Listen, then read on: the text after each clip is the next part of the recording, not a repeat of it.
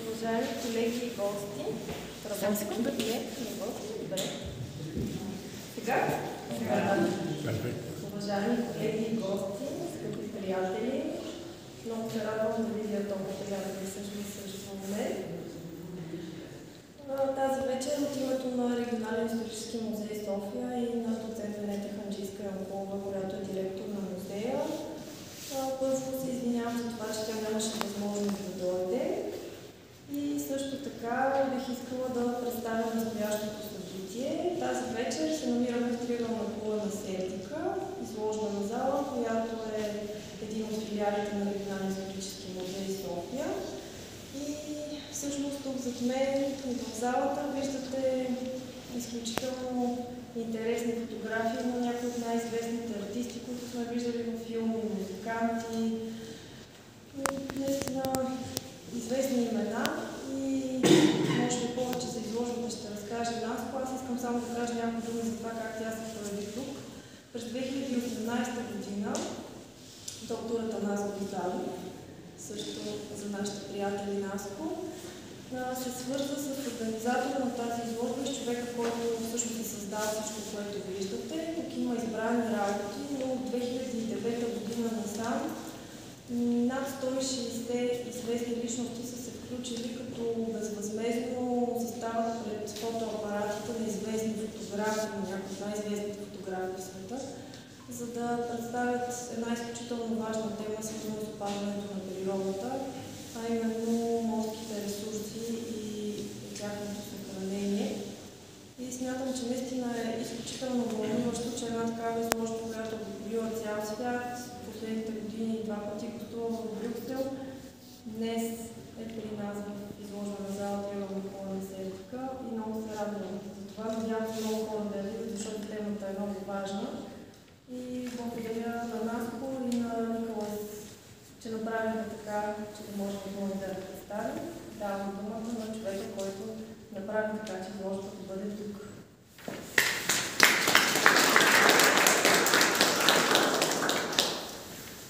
Благодаря и аз. Надявам се, че ме чувате. В тази прекрасна зала, където вече сме видели страхотни, интересни, заредени с емоции, с концепция изложби, се появява изложбата Fish Love, за която Тина вече каза доста неща. В резюме, аз също бих искал да кажа, че тази инициатива вече от над 10 години на Николас Рол, който ще видите също след малко, с няколко хубави думи за нашето откриване. Тази инициатива цели наистина да прикове общественото внимание към един много сериозен проблем, а именно свръхексплоатацията на много от морските ресурси, или казано с по-прости думи, потребяваме повече, отколкото екосистемите могат да възстановят. Тоест, ако продължават тези процеси по същия начин да се движат, ние ще загубим вероятно голяма част от тези екосистеми и от видовете в тях, което е проблем и в чисто практически аспект за нас, защото много от тези видове са първостепенни за редици икономики по света. Изложбата много години гостува по света, в Европейския парламент е била, на много интересни места, музеи, на открити пространства в големи европейски и не само европейски градове, като сега през последните буквално 1-2 години тя навлиза в нова фаза. Самия Николас сподели, че общественото мнение вече и реакции до голяма степен са предизвикани от тази изложба и сега е време да се надгради този ефект, като се работи чисто в практически аспект към създаването на така наречените възстановителни аквакултури.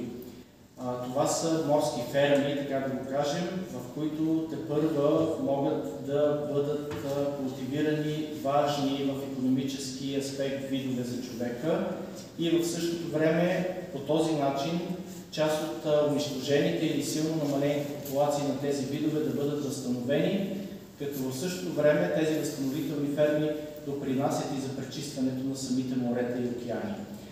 Така че Николас в момента е в етап на търсене на визионери, които да подкрепят подкрепят подобни дейности, което включва научни изследвания, работа на терен, изобщо теоретична подготовка, за да може да се премине към практическа дейност и създаване на тези наистина устойчиви аквакултури в интерес на екосистемите, но и в интерес на нашето съществуване и на нашата икономика.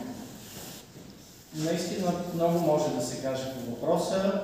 Образите сами говорят за себе си. В една от речите си пред Европейския парламент Николас казва пред евродепутатите там, че имат доста трудности да намерят финансиране за тези големи фотосесии. И причина за това до голяма степен е, че спонсорите и хората, които биха финансирали такива неща, са смутени от провокативните образи, които тези изложби представят. Но в един момент той осъзнава, че провокативна не е правилната дума за тези снимки. По-скоро те са смущаващи, в някаква степен и притеснителни, защото по някакъв начин показват човешката природа в един особен план, заедно с тези морски същества, които са част от храната, която ние консумираме. И това взаимодействие ни навежда на мисли, които, за съжаление, не винаги са много позитивни и те са свързани именно с това, че тези морски същества често пъти са наистина обект на един улов, прекалено интензивен, който не дава възможност на популациите да се възстановяват.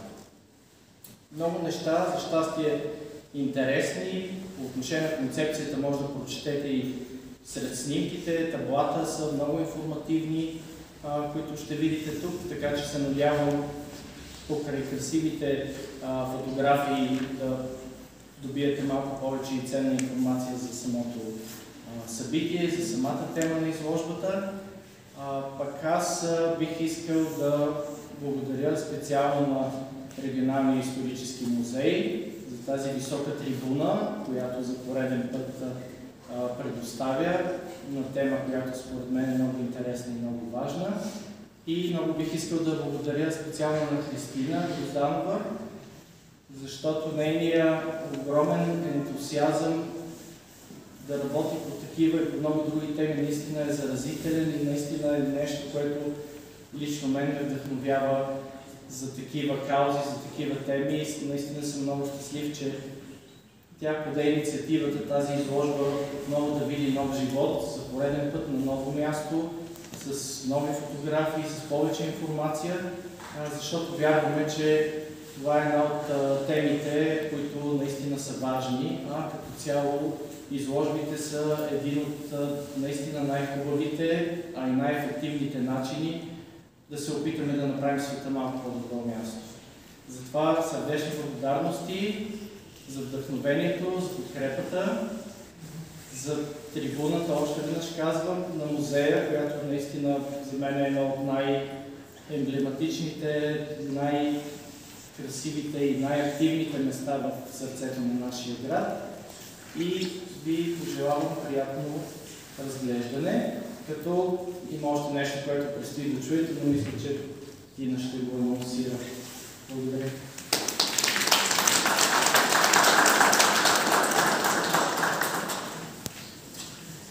Благодаря. Действително много интересна информация, освен тази, която аз ще сега да разкажа, ще намерите и в материалите, които през цялото време, докато тече изложбата, ще споделяме, ще продължаваме да кажем още информация. И сега бих искала също така да представя на, така да се каже, на нашия екип изненада, колко да приключва и аз. Hello everyone, I am Nicholas Roll, the co-founder of Fish Love, and I'm honoured to welcome you tonight here, even if it is only via video link. I want to thank Atanas Grostinov for pulling off the most amazing feat of putting on not just one, but now the second Fish Love exhibition in Sofia.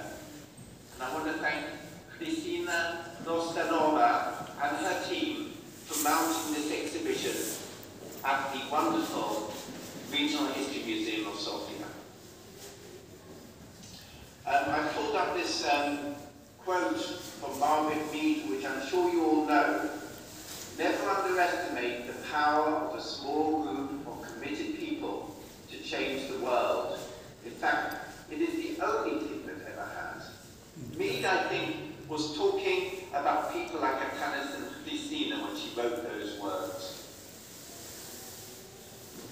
The fish love portraits that you see around you featured in some of the most important, successful and impactful campaigns to end overfishing in Europe over the last 15 years.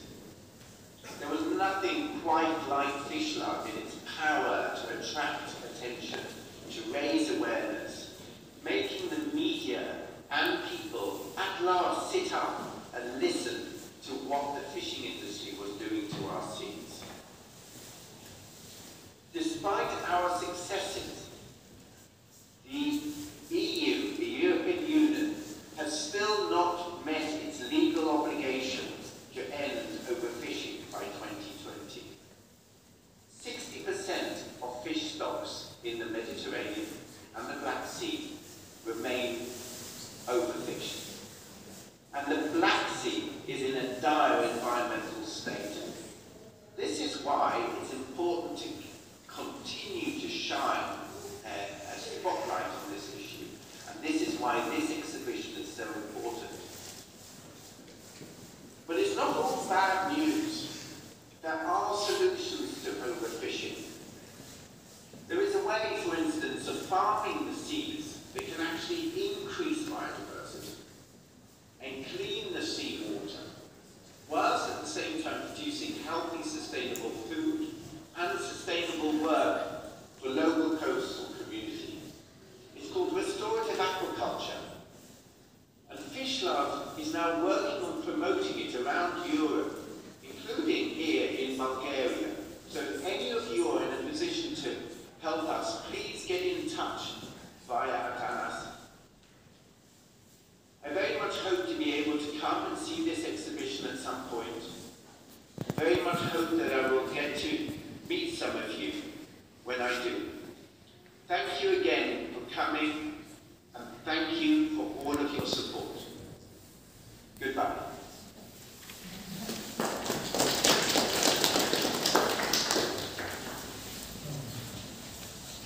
Безкрайни благодарности на Никола за това, че направи така, че тази изложба да бъде отново в България, да бъде допълнена.